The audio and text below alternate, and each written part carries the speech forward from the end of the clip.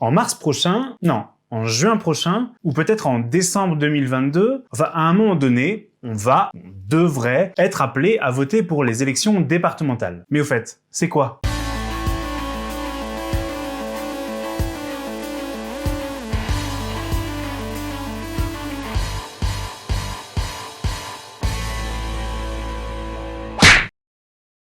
Bienvenue dans ce nouvel épisode d'Hémiplégique, la chaîne sur laquelle on essaie de comprendre ce qu'est la gauche, et parfois où on étudie un peu le code électoral français. Il y a quelque temps, je vous avais expliqué le mode de scrutin des élections régionales, qui est assez complexe. Aujourd'hui, je vais aborder les élections départementales, et vous allez voir que c'est plus simple. Les élections départementales, ce sont les petites dernières des élections françaises, puisqu'elles n'existent que depuis 2015. En fait, pour être tout à fait exact, il s'agit de l'évolution des élections cantonales qui existaient auparavant à travers une loi passée en 2013. Pourquoi est-ce qu'on a changé ces élections ? Parce que personne ne savait ce que c'était. Il y en avait bien un ou deux qui savaient, mais enfin... On votait lors des élections cantonales pour des conseillers généraux, qui siégeaient donc au conseil général, qui était l'assemblée départementale. Pour rendre les choses un peu plus parlantes, on vote désormais lors des élections départementales pour des conseillers départementaux qui siègent au conseil départemental qui est l'assemblée départementale. C'est quand même un peu plus clair. Le conseil départemental, c'est donc une assemblée délibérante, un peu comme le Parlement européen, ou l'Assemblée nationale, ou les conseils régionaux, ou les conseils municipaux par exemple. Au niveau des élections, on peut les classer en deux familles. D'un côté, pour le Parlement européen,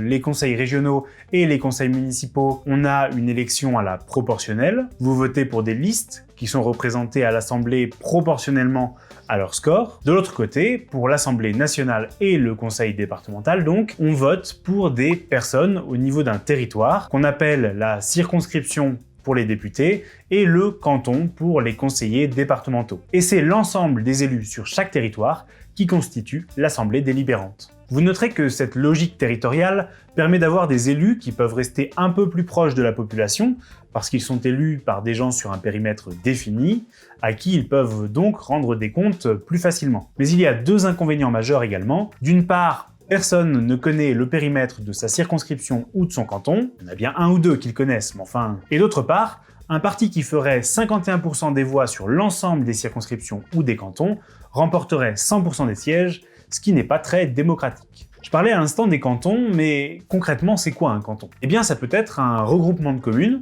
ou une commune toute seule, ou une partie d'une commune, ou des bouts de plusieurs communes. Oui en fait ça peut être un peu n'importe quoi. Leur nombre varie dans chaque département, de façon pas toujours cohérente. Les seules règles, c'est qu'un département de plus de 500 000 habitants ne peut pas avoir moins de 17 cantons, et un département qui a entre 150 000 et 500 000 habitants ne peut pas en avoir moins de 13. Ça, c'est pour le périmètre sur lequel on vote. Pour le scrutin lui-même, il s'agit d'un scrutin binominal, majoritaire, à deux tours. C'est un tout nouveau mode de scrutin pour nous en France, et je vais vous expliquer tout ça. Scrutin binominal parce qu'on vote non pas pour une ou un candidat, sinon on aurait dit uninominal, mais pour un binôme de candidats. Plus précisément, on vote pour deux candidats titulaires, une femme et un homme, et deux suppléants, une femme et un homme. Donc les conseils départementaux sont devenus en 2015 les premières assemblées 100% paritaires en France. Je précise que ça a été fait à nombre d'élus constants, donc il y a eu une fusion des cantons deux par deux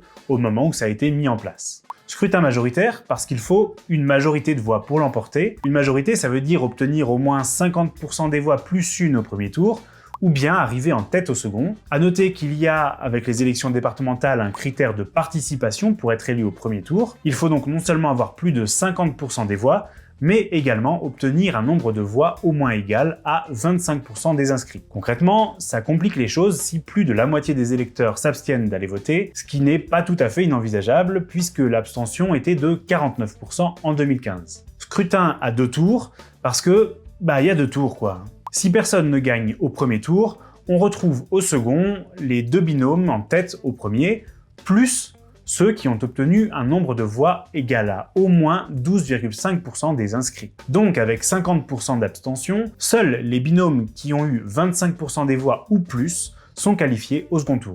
Vous me suivez ? En gros, ça veut dire qu'il n'y aura que peu de triangulaires et vraisemblablement pas de quadrangulaires. À savoir également, il n'y a pas moyen de fusionner les binômes. Les binômes sont donc exactement les mêmes entre le premier et le second tour. Une fois que chaque canton a désigné ses 2 conseillers départementaux, ils se réunissent et votent pour élire le ou la présidente de département, et c'est parti pour 6 ans. Autre simplification de la loi de 2013, ces 6 ans sont les mêmes pour tout le monde. Auparavant, seule la moitié des départements votaient à chaque fois, et il y avait une élection tous les 3 ans.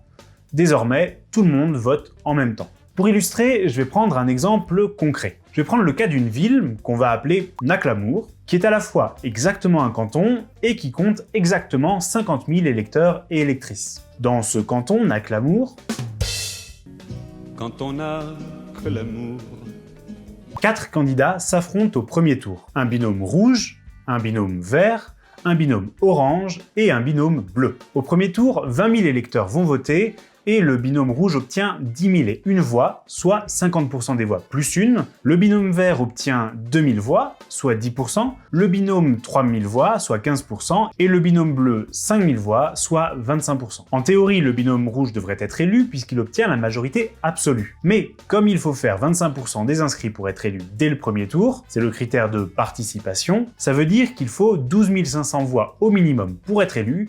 Et là, c'est pas le cas. Donc, il faut un second tour. Le binôme rouge est bien sûr qualifié pour le second tour, de même que le binôme bleu qui arrive deuxième. Les 2 autres sont éliminés parce qu'ils n'ont pas réussi à obtenir les 12,5% des inscrits nécessaires, ce qui correspond à un peu plus de 6 000 voix. Au passage, vous voyez que même le second binôme, qui fait pourtant 25% des voix, n'arrive pas à remplir ce critère, qui est assez difficile à atteindre. Au second tour, le binôme des bleus aimerait bien fusionner avec le binôme des oranges, en lui donnant une place sur le ticket, comme ça lui permettrait peut-être de venir concurrencer les rouges. Eh ben, il peut pas, puisqu'il est interdit de fusionner aux élections départementales. Et au second tour, il perd donc avec 30% des voix, contre 70% à son adversaire. Ce sont donc bien la femme et l'homme rouges qui siégeront au conseil départemental. Et voilà, vous savez tout. Simple, non ? Si on vous demande comment marchent les élections départementales, vous savez désormais ce qu'il vous reste à faire, partagez la vidéo évidemment. Et pour en découvrir un peu plus sur la politique en France et notamment ce qui touche à la gauche, abonnez-vous à la chaîne en activant les notifications.